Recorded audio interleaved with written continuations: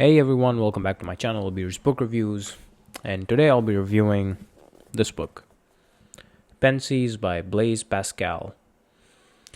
Now, I've heard some people pronounce it as Pensées because of the little accent on the E, but I'm not sure how to say it. I've also heard some people say it's Pensées, so take it as you will. But this is the book, and I know it's been quite a while since the reviews. It's been pretty busy with studies and everything else that's going on. But anyways, now let's get into the book. A bit about the author. Blaise Pascal was a contemporary of René Descartes. And René Descartes, as I guess a lot of you would know, because he did a lot of things. He was a philosopher, a mathematician, a physician, or no, a physicist. But he had his fingers in a lot of different disciplines. And René Descartes existed at the same time as Blaise Pascal. And this book is sort of like an apologia, so to speak, of the entirety of the Christian religion.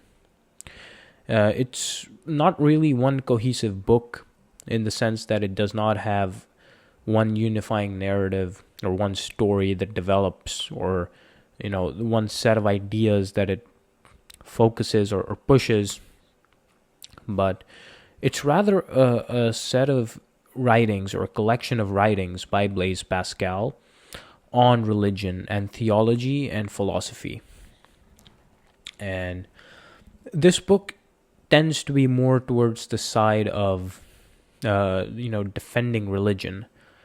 It's about the human soul in a way.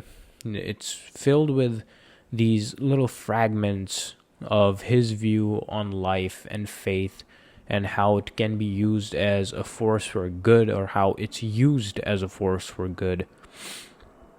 And he provides a lot of very elaborate and elegant explanations to a lot of the ideas he presents. It's sort of like an analysis on the human soul, so to speak, and it puts us within this universe at large, and it's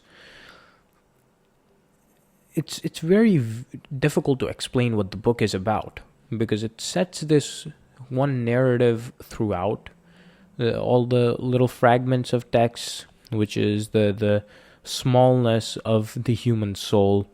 And it puts us as a being that whose existence can be transformed through faith, pretty much. It's a lot of different things put together, and sometimes it just urges you to sit there and pause and think about it, think about what's being said, do the analysis. And this is also the book where the term Pascal's wager comes from. It's this famous wager about religion, of whether or not you should believe in a god. And basically, not taking too long to explain it, but the end conclusion is, even if you are a purely a logic-driven person, you should believe in God, because the outcome of whether you're right or wrong by believing in God is much better to face than the outcome of you not believing in God and being wrong. So that's Pascal's wager. That's also presented in this book.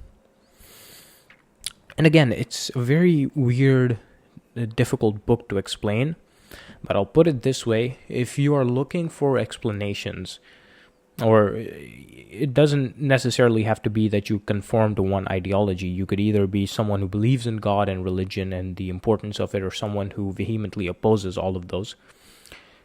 Even though you might be on either end of the spectrum, I think you should pick up this book just to study, just to learn about the different viewpoints on religion and philosophy and the human existence, because I feel like in today's world that debate has gotten lost quite a lot.